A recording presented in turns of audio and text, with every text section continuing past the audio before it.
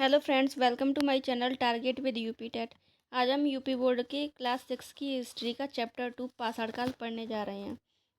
तो देखते हैं क्या होता है पाषाण काल।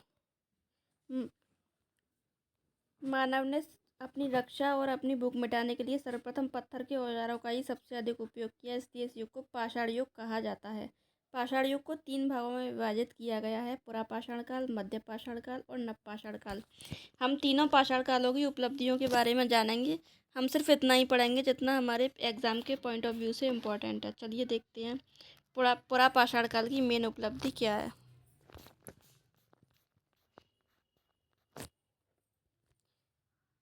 आग की खोज इस युग की महान उपलब्धि मानी जाती है।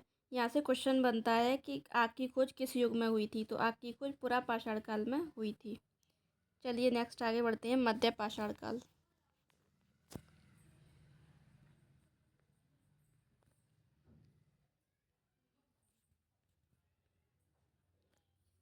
यहाँ से क्वेश्चन बनता है कि मानव ने सर्वप्रथम पालतू पशु किस जानवर को बनाया।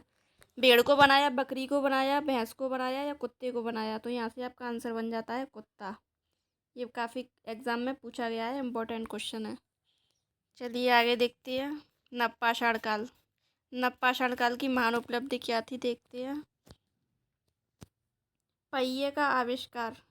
ये क्वेश्चन भी कई एग्जाम में पूछा गया है कि पहिए का आविष्कार किस काल की देन है।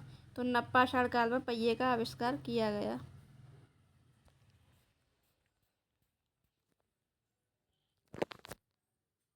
धातुओं में सबसे पहले किस धातु का प्रयोग किया गया, यह क्वेश्चन भी बनता है। तो तांबे का प्रयोग सबसे पहले किया गया, और तांबे का प्रयोग किया इस कारण से इस युग को ताम्रपाषाण युग भी कहा जाता है। चलिए आगे बढ़ते हैं।